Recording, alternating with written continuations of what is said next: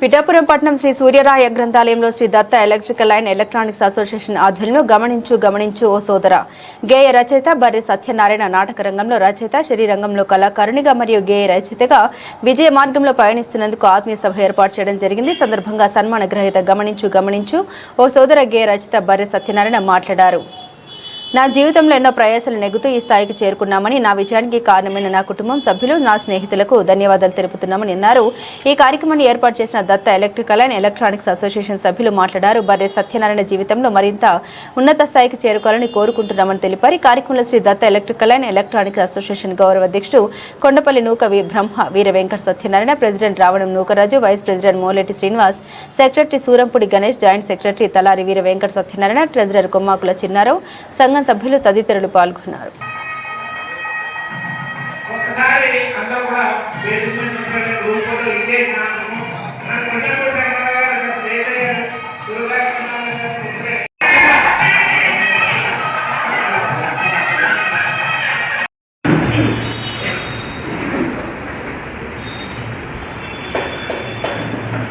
అలాగే మన యూనియన్ మాజీ ప్రెసిడెంట్ జక్కా వీరబాబు గారికి వేదిక మీద రావాలి.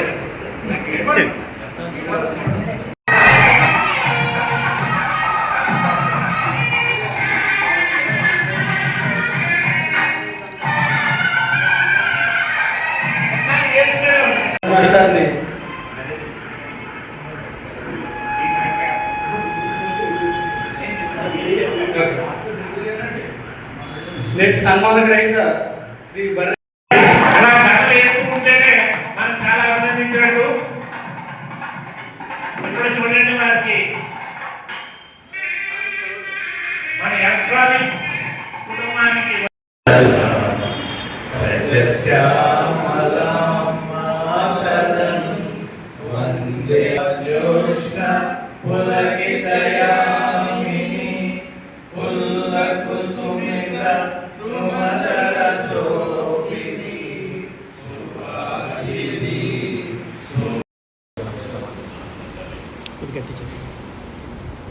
ఈ మధ్య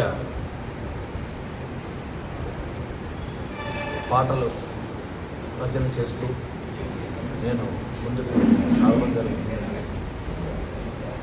కవితలో రాసే అలవాటు కూడా ఉండడం వలన అంటే కృత్రిమ మేధస్ అనే గ్రూప్ ద్వారా నా యొక్క కవితలు కానివ్వండి, నా యొక్క పాటలు కానివ్వండి, వాటిని ట్యూన్స్గా మలిసి ఆ సాంగుల్ని నేను జనాల్లోకి తీసుకెళ్తే జనాదరణ పొందిన ఇలా చేస్తున్న ప్రయత్నంలో ఒక మా టీవీ టెక్నీషియన్ సహోదరుడు యొక్క పడే బాధలు, వాళ్ళ పడే ముందుకు ఎలా వెళ్ళాలి ఏంటి అన్న పాయింట్ మీద నేను ఒక పాట రాయడం జరిగింది. ఆ పాట ఒక యూనియన్ టెక్నీషియన్ అందరూ కూడా వినడం జరిగింది.